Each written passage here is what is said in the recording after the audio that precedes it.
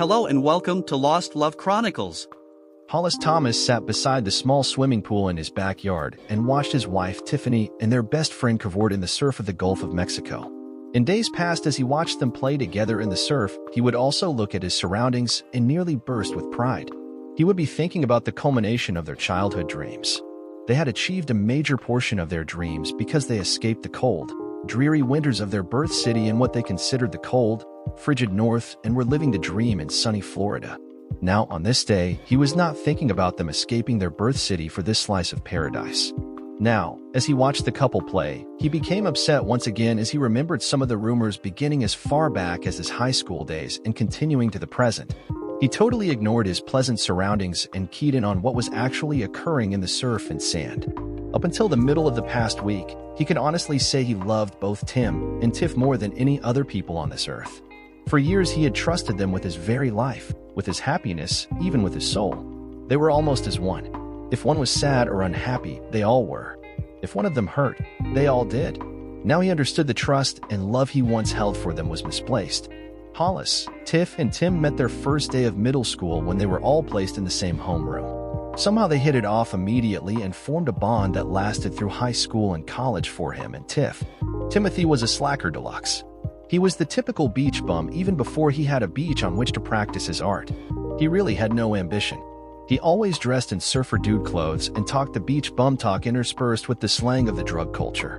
Every sentence he uttered was filled with surfer and tokay slang. Hollis never knew Tim to use hard drugs, but he was an expert in the use and abuse of weed and alcohol. Like many young men who acted like he did, there was something about him that the women loved. They flocked around him like bees to honey. He was a handsome, tanned young man who knew all the right things to say to a woman. Tim could bed nearly any woman he decided he wanted, and it seemed as if he wanted them all. Until recently, Hollis thought he restrained his urges when it came to his best friend's wife, but now he knew differently. The three friends graduated high school together and applied to colleges together. The only colleges they considered were those in Florida. The location of the college or university was more important than its reputation or the degrees they could obtain there. They all were accepted to the same college and moved in together when they began their higher education. It only took Tim a semester to flunk out and declare college was not for him. He gravitated to the beaches near Fort Myers, fell and lived hand-to-mouth for the remainder of his friends' college careers, seeing them nearly every weekend and most summers. While Hollis and Tiff were in college, Timothy worked several part-time jobs on and close to the beach. He worked at times for a pool company, local beachside businesses, and a local beach rental shop. For some reason, that was where he shined. He could rent sand to an Arab. Hollis decided he was so successful because the tourists loved his surfer dude patter while he talked them into rentals or purchases. Hollis's employer owned the beach rental company with a small retail store attached as well as a larger tool and equipment rental outlet where Hollis worked. The store in which Tim worked mostly sold used beach rental equipment, but also sold anything that could be used on the beach from chairs to swimsuits, sunblock, drinks, and so forth. Tiffany and Hollis majored in business in college. Tiffany took a degree in marketing. Hollis had a double major, taking a degree in management information systems and business management. When they graduated, they both managed to get jobs quickly. Hollis began working in the equipment rental business for Tim's employer, quickly rising to store manager and second in charge to the owner. Tiffany obtained a job selling clothing in a beachside boutique and quickly rose to assistant manager. All three of the friends worked within a half-mile of each other and saw each other daily. Hollis and Tim, working for the same employer, saw or talked to each other several times during the day. Some days. Many days Tim would make a point of telling Hollis he and Tiff had lunch together. Their businesses were on the same block and they even spent most of their breaks together. Rumors started to circulate once again about Tim and Tiff, but once again, Hollis ignored them. After all, they were all friends from childhood and he trusted them. Tiffany had already gone with Tim when they were younger and found him not to be husband material. After all, she rejected him and married Hollis, so he had no reason to worry, did he? Other than women and anything done on the beach, Tim had one true passion in his life. He loved Mustang automobiles. If the conversation was about cars, he was in the middle of it talking about the Ford Mustang. His first car was a Mustang, as had been each succeeding one. He finally managed to get enough money ahead to purchase a new Mustang, but it was not just a Mustang. He bought a Shelby in ruby red metallic with black accents. When he wasn't chasing glory holes or hitting the beach, his free time was spent cleaning, babying and modifying his first love, the Mustang. Tiffany was the first person to ride in his new car and was seen many times riding with him thereafter. Hollis remembered the good times when he and his two best friends would take a road trip or go camping or just hang out. Tiffany was always there for both of them, but she was his. She was just Tim's friend only, she said. Now it looked as if she was more even back then. She never said she was a friend with benefits, but apparently that is what she was and still is. It was only the past week when he was finally slapped in the face with her disrespect and cheating. He finally discovered the rumors over the preceding years were correct. Hollis almost wished he hadn't volunteered to deliver another set of rental scaffolding to a work site the day he discovered his betrayal. He was bored and the renter claimed it was urgent he receive the scaffolding immediately, so Hollis told his boss he would deliver it. If not for that, he could have remained blissfully ignorant a while longer. He would never have known the rumors were true. He felt his stomach clench with anger once again as he remembered what he saw while he watched what he now knew were the not-so-innocent goings-on in the surf. How could he have been so blind? Everything was crystal clear now. The day his life turned to shit was a gorgeous day. Business was slow, it being a Tuesday, so when the order came into the store he told Mr. Wilson he would deliver the scaffold instead of asking their driver to work late. That not only saved them the overtime they would have paid the driver, but got him out of the store for an hour or so, and it made a good customer happy. A win-win situation, but in the end, he lost. He decided to return to the store on Beach Road, the one that meandered past Tiffany's and Timothy's workplaces. He passed the small building, almost a shack, in which Tim worked just in time to see Tiffany meet Tim outside the door with a steamy kiss.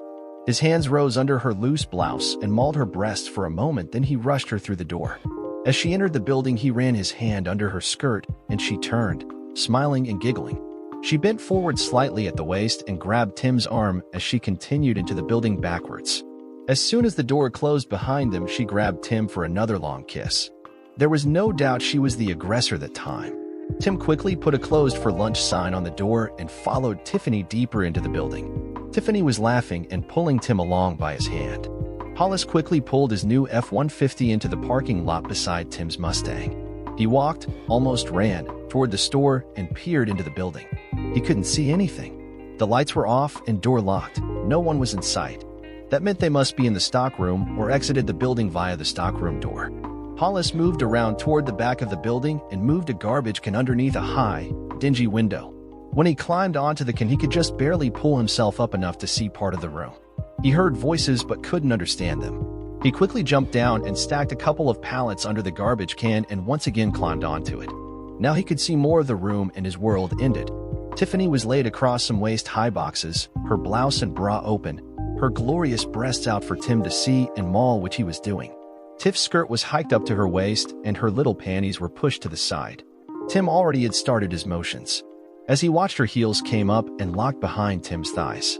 She almost violently pulled him to her with her legs as he thrust inward.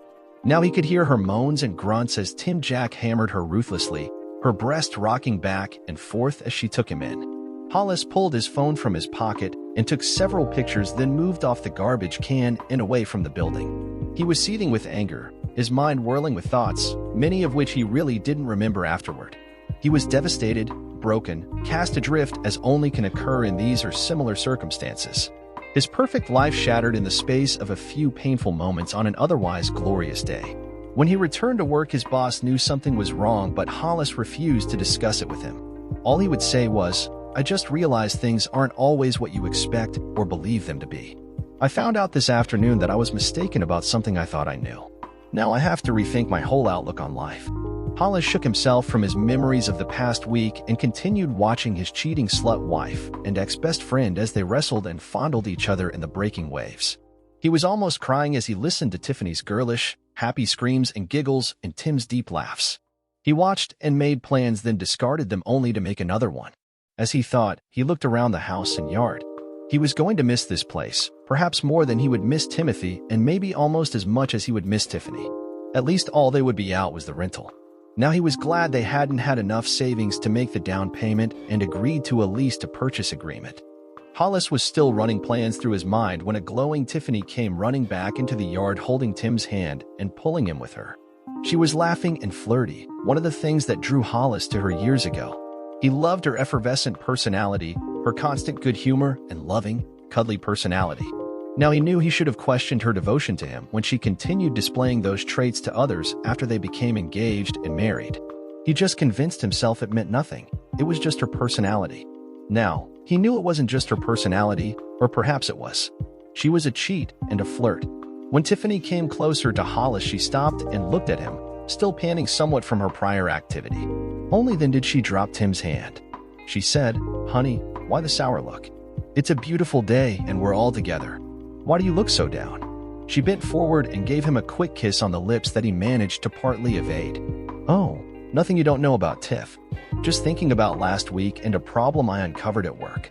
I'll get it figured out and solved pretty soon and get back to normal, I expect. So why are you in such a good mood this afternoon?" Tiffany let her smile slip a little and looked at Tim before she answered.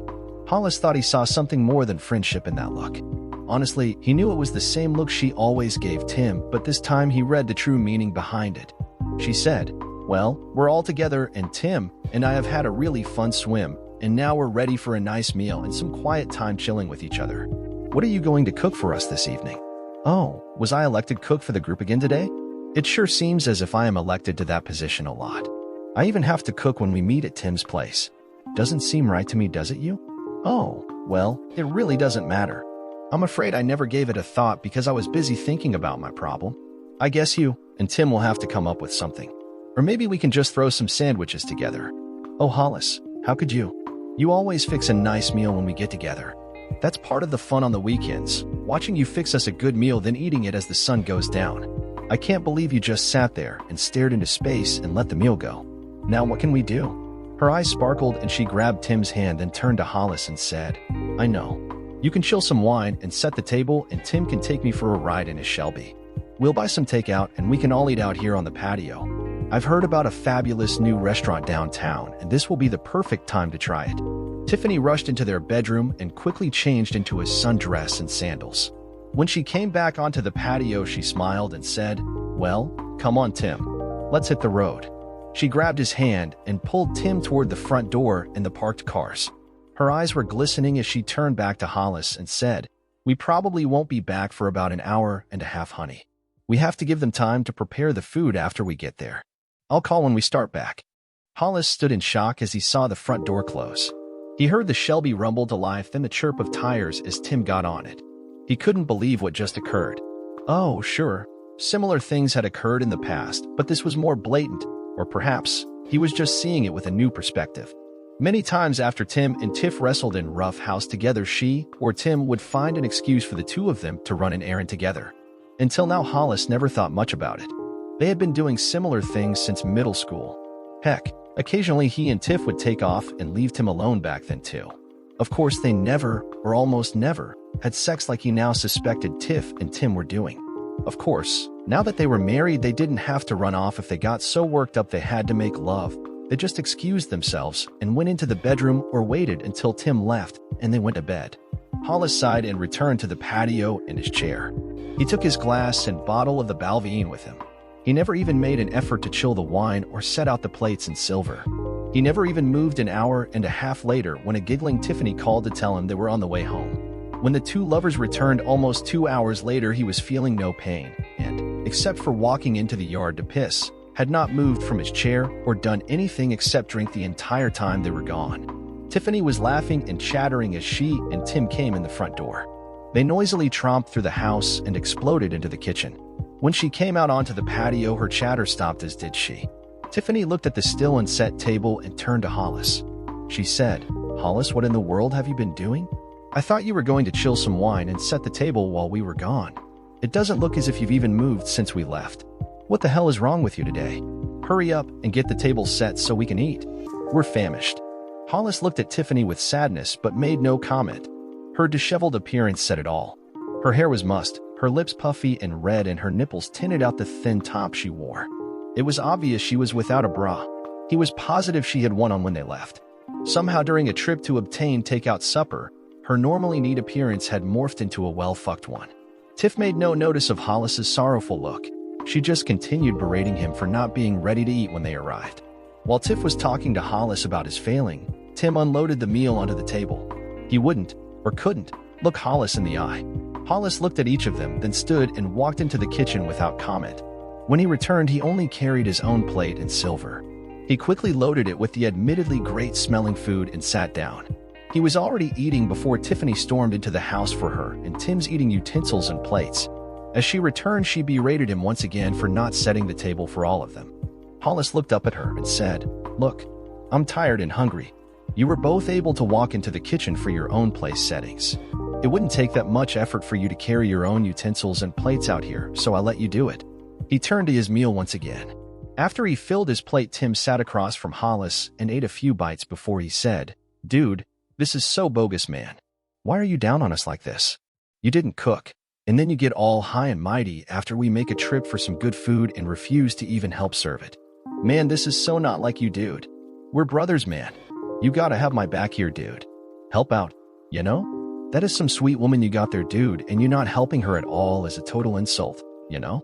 Hollis looked up at Tim and felt his anger surge. He glanced at a guilty-looking Tiffany before returning his attention to Tim. Tiffany was staring at her plate and trying to ignore the two men at the table.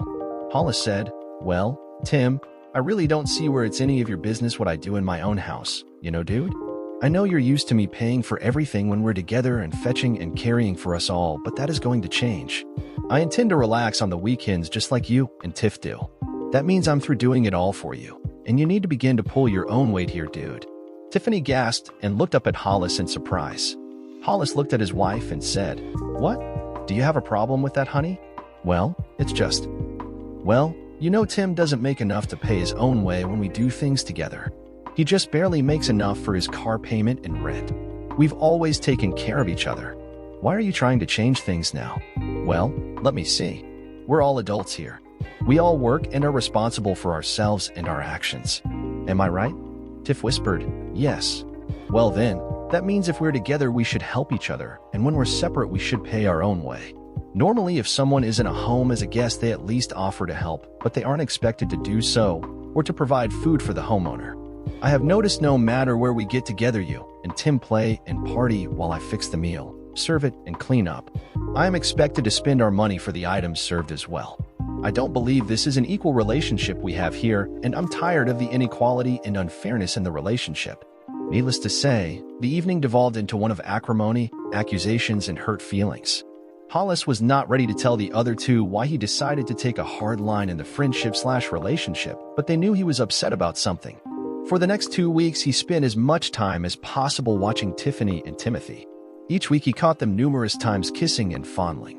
Twice one week and 3 times the other, he actually got more pictures of them making love on company time. Hell, by his count, Tiff and Tim spent more time making love with each other than he and Tiff did before he caught them. Tim was certainly receiving more than half of the sex Tiff passed out. On Friday of the second week, Hollis walked into the owner's office and said, "Sir, I've been running some numbers in my spare time the last week or so. I think we can increase profits substantially if we close the store and beach rental unit and let Tim go." Mr. Tompkins gave Hollis a sharp look and frowned before he said, "I thought Tim was your friend, Hollis. Why would you recommend we close his store and fire him? There are times when we could use another employee here in the rental center. Wouldn't that be a better choice than just closing the other store and firing your friend? In some cases, I suppose that would be a better call, but in this case, that would be counterproductive, sir." Hollis leaned forward and gave Mr. Tompkins a copy of his figures before continuing his discussion. "I have several reasons for my recommendation, sir. First and foremost is the store itself. During the busiest months of tourist season, it is constantly busy and generates a good addition to the bottom line. However, in the off-season, it does not even pay operating expenses. If we only operated the store from mid-April through mid-September, we would capture 89% of its yearly profits. I suggest you either lease the building or sell the building and lot. If you choose not to do that, I suggest we only operate the store April through September. I have included numbers for each choice. If you sell or rent the building, we could save a portion of the lot for a mobile store that was only operated those 5 months and generate much higher profits for the business when the lease income is factored in. Sale of the building would also add to the bottom line of the business by either allowing us to purchase other equipment to rent or by increasing interest income. Finally, I believe the continued employment of Tim would adversely impact this business because of his personal life and work habits." Hollis leaned forward and slid an envelope toward Mr. Tompkins before he continued talking. He said, I have found that on an unknown number of days Tim has closed the business during working hours while he had sex with a woman in the stockroom. He is therefore guilty of stealing from the business because he continued to receive his pay for those closings. I have documented 7 instances during the last 2 weeks when the store was closed for almost an hour in mid-afternoon. These closings are in addition to his authorized lunch period. These unauthorized closings have adversely affected the business because of potential, unknown lost sales and rentals. In addition, I am unable to continue working with him. I am not submitting an ultimatum to you, sir, but if he is retained as an employee, I will seek employment elsewhere. What? I can't believe you would do that. Why you? Tim and Tiffany have been friends. Hell, you've been closer than friends for most of your lives. Yeah, I suppose we were, at least on the outside. I have recently discovered things weren't as I believed them to be. Tim is definitely not my friend, and Tiffany will not be my wife much longer. That envelope contains the reason I have made these statements, sir. Mr. Tompkins frowned and opened the envelope after giving Hollis a hard look. When he saw the first picture, he sharply inhaled. He quickly looked at the other pictures, then looked up at Hollis. Son, I just don't know what to say. I understand why you won't work with Tim. Heck, I even understand why you say Tiffany won't be your wife much longer. What I wonder about, though, is your desire to close the beach rental business. I have to wonder if it is a sound business decision or revenge. Hollis looked at his boss and sighed, then said, Well, sir, I was afraid you would think that. I would be lying if I said what happened between Tiff and Tim didn't color my decisions, but I think any accountant would agree with my recommendation. I suggest we get our accounting firm to double-check my figures, but I am confident they make sense for the business. That store is marginally profitable on an annual basis, and the funds tied up in it could be better used elsewhere. My computations show the operation only adds about $600 per month average to your bottom line. Rental on the building or interest on the sales price when invested would far exceed those numbers. The business accounting firm agreed with Hollis's assessment of the beachfront property. In fact, their numbers were even harsher than were Hollis's. After everything was factored in, the continued operation of the business resulted in a net loss to the business because Hollis forgot to include depreciation and insurance in his numbers. The store was closed and Tim fired. On the day he was terminated, Hollis instructed his attorney to serve Tiffany divorce papers.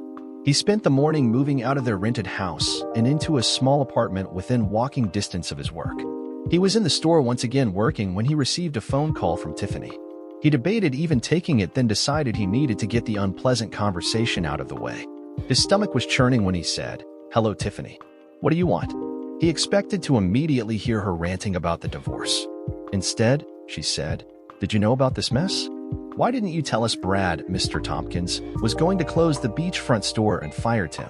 I thought we were all friends. How could you let him do that? Couldn't you at least have talked him into moving Tim to the store you work in? He was behind in his rent and car payments before. Now he has no way to make his payments. I've told him he can move in with us until things get better for him. Can you take off early and help him move? No, I don't think so. Mr. Tompkins and I have been by the store several times during business hours and found it closed. Tim was nowhere to be found. The store was not even breaking even, so he decided to close it. As for helping Tim move, there is no way I'll do that. No, I've got to go. About 30 minutes later, Tiffany called again. This time, Hollis answered the phone and wished he hadn't. She began screaming as soon as she heard his voice. Hollis, how could you? You got Tim fired, didn't you? And now you're divorcing me. How could you do this? We've all been together forever, and all at once you're just dropping us and cutting us out of your life, just like that. Well, Tiff, how could you cheat on me? How could you fuck Tim and not expect me to dump him and your sorry ass? What? I wasn't cheating on you. I never did and never would. Whatever gave you that idea? Maybe because I have pictures of you and Tim fucking? Maybe because I've seen you kissing him and letting him play with your tits and twat? Maybe that gave me the idea you were cheating. Hollis, I never, not once, let any other man or woman have sex with me. Not once. Then what were you doing when Tim had his pecker in you? That wasn't sex. Well, I suppose it was, but I prefer to think we were making love just like you and I do. Oh, Hollis, how could you? Hollis, I thought you understood. Hollis, it's always been just us. The three of us. We've always been together. You know. You've known from grade school I've loved you both to death. You've both said to me and each other that you love us. Hollis, you've always known Tim and I have something special just like you and I do. You're surely not trying to divorce me because of Tim. Honey, I love you. I love Tim. I've always known I would be married to you. Tim needs us to live, and we need Tim to be happy too. If you loved Tim enough to fuck him, why did you marry me? Well, you were more stable. You can support the children better when we have them. Tim can't even pay his own way, but he's special. The three of us make a great team, and we'll be so good with the children when they come. Tim can teach them how to live and love life. I can mother and nurture them, and you can teach them responsibility and work ethics. Don't you see? What we have makes a perfect whole. When Tim has a small shortfall, you can make it up, and we all live better just like we do now. No, Tiffany. I don't see. I suppose I never did see what was actually going on. Goodbye, Tiffany. Hollis slammed the phone down and stood there seething. He was so angry he was shaking and his face was red. The bitch had all but admitted she had always been fucking them both and was even helping pay Tim's bills with their income. Fuck. How could he have been so wrong, so blind? Not surprisingly, Tiffany immediately offered to let Tim move into the house and live with her. Even then, Tim couldn't make his car payments.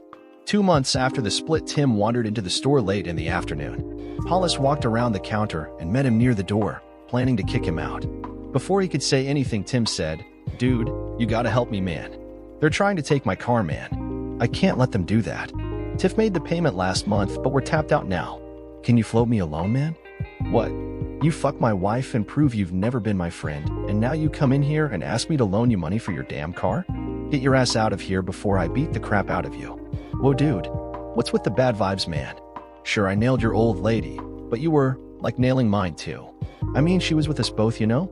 We both thought you knew that and were cool with it. But this is different, man. We've always been buds, man, and had each other's back. I need your help bad here, dude. We can sort the sharing of our woman out later." Hollis smiled and said, "You know, maybe I can take care of you after all, Tim. Let me clock out here, and we'll go to your bank and take care of this." Tim brightened up and smiled. He clapped Hollis on the back and said, "Righteous, dude. I knew I could count on you." When they got to the bank that held the loan on Tim's car, they asked to speak to a loan officer. After they were seated, she asked what they could do, and Hollis said, "I understand you hold the loan on Tim Reading's Mustang. He says he is behind, and you are going to repossess it. I've agreed to take over the payments so you don't have to take his car. Is that okay?" "Well, I can't really say." Tim broke in and said, "Well, there, dude. I didn't say I was going to give up my ride here, man. I just wanted a loan for the payments, man." Hollis looked at the loan officer and said, "Excuse us a moment, please. I want to explain things to Tim here. Tim, all I'm doing is putting the loan and car in my name, so I can make the payments and we can take care of the car here. I'll take over the payments and keep the bill paid up, and you won't have the credit problems any longer." Tim relaxed and smiled and said, "Oh, cool, dude. Right on. Let's get it done." The loan officer took Hollis's information and ran a credit check.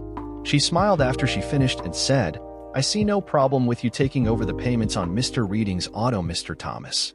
I can also take care of the new title request for you to turn into the state. Let me complete a few forms here and get some signatures, and we'll get things taken care of."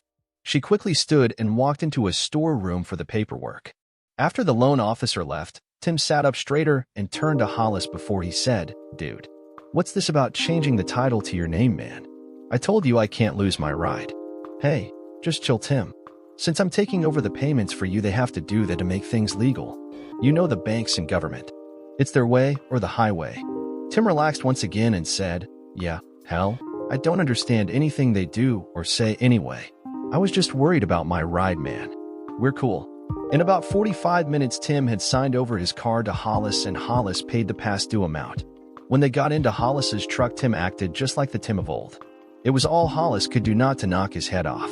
When they got back to the store, Tim jumped out of the truck and almost ran around to the driver's side. He smiled and said, "Hey man, I scored some killer weed yesterday. Let's go do a couple J's and celebrate. I've got a dime bag in the car." "I can't right now, Tim. I have to finish taking care of the papers on your car." "Oh, cool. I thought we were done with that." "Yeah, hurry so I don't lose it, man. Catch you later, dude." Tim lit up a J before he drove out of the parking lot. Hollis soon followed, then turned off, heading to the DMV to finish transferring title to Tim's car. Hollis was so happy with his subterfuge he was almost dancing. He quickly completed the transaction and paid the fees, then left the building smiling. 2 weeks later, Hollis received the final divorce papers in the mail. As divorces when it was fairly painless. Tiffany and he made almost the same amount, so there was no maintenance involved. Savings were minimal. They kept their own vehicles and personal property in their possession. No fuss, no muss. He took his name off the lease for the small beachfront house they so loved and was free of her. He did miss that house, though, and the regular sex. Late the Saturday night after receiving the decree in the mail, or more accurately early Sunday morning, Hollis rode one of the rental beach bikes to his old home. He carefully, quietly, unlocked the door, thanked the stars Tiff hadn't changed the locks or asked for the key back, and quietly entered the house. He smiled when he saw what he expected to see. There on the table were the keys to the Mustang. He quickly picked them up and started to leave when he had another thought. I wonder where the other set of keys are. He moved to the cabinet where Tiff always kept her purse and looked in it. Bingo! There was a Mustang key fob on her keychain. He took it too, then left the house as quietly as he entered. Hollis walked up to the Mustang in the driveway and opened the door. Now came the dangerous part. He had to get it away with as little fuss as possible. This was one noisy bitch to start and drive. He grimaced when the engine started. Damn, it sure did sound great, though. As quietly as he could, Hollis backed from the driveway and drove down the street heading for his home. He would come back with his truck and pick up the bike he rode as soon as he got home, then wait for the fireworks.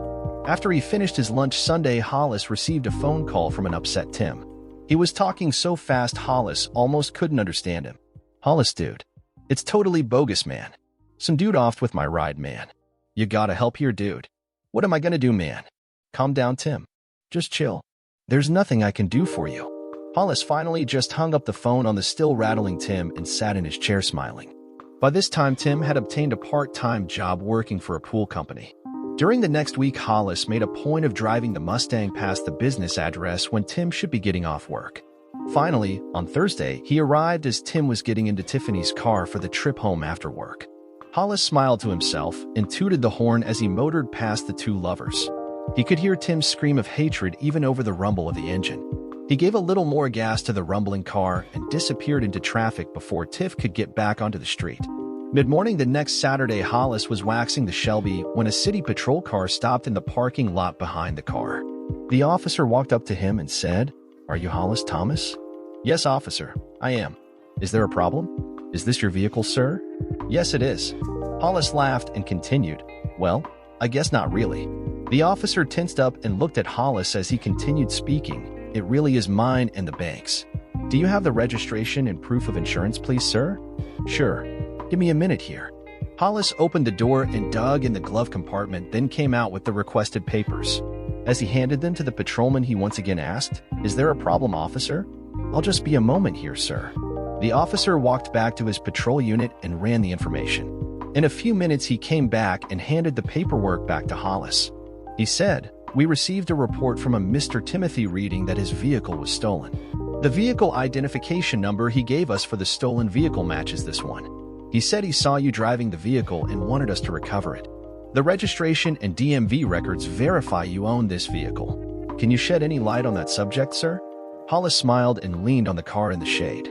He said, "Well, Mr. Reading used to own this vehicle but couldn't make the payments. I agreed to take over the payments to keep his credit record clean. We went to the bank and I took over his loan and ownership of the vehicle. I really don't know what his problem is, but I suspect he was either high when we did the deal or when he made the report to you, sir. We used to be friends, but when my wife and I divorced, he cast his lot with her, and I'm afraid we aren't as tight as we used to be. I did let him retain use of this vehicle for 2 weeks before I removed it from his residence. I felt 2 weeks were long enough for him to make other transportation arrangements." "I see. So you say he is into drugs and is trying to use the police to cause trouble because of your divorce?" "No, sir. I don't know how he feels about our divorce, and I really don't care. All I said was the drugs might explain his memory loss about the vehicle sale." "Okay, sir. Sorry I bothered you." Sunday afternoon, Hollis was lying beside the pool when Tiffany and Tim stormed into view. Before he could get up, they overturned his chair and dumped him onto the hot concrete. Tim said, "Dude, why did you cop my ride?" "Man, I need the wheels back, man. Give me the keys." "Hey, you came to me and begged for help. I gave it to you because we used to be friends and I felt a little guilty about your problems. You signed the car over to me to keep it from being repossessed. I now have a sweet ride even if it isn't an F-150 4x4. Hell, it's a real chick magnet and that helps, you know? Seems only fair in a way. We each still have a sweet ride. We just traded, you know. I got a Mustang for my wife. You know, I think I came out ahead in the whole deal." At least I don't have to worry about the Mustang cheating on me and taking off with some other man without my permission. Tiffany screeched, then stood there silently crying. Tim stood looking at Hollis for a moment and said, "Man, that's totally cold, dude." Hollis looked up at the pair and said, "Yeah, it is what it is. Now get out of here before I call the cops. I don't want to see either of you again." Dear listener, if you have reached this far, please click on the subscribe button. It will be a great help.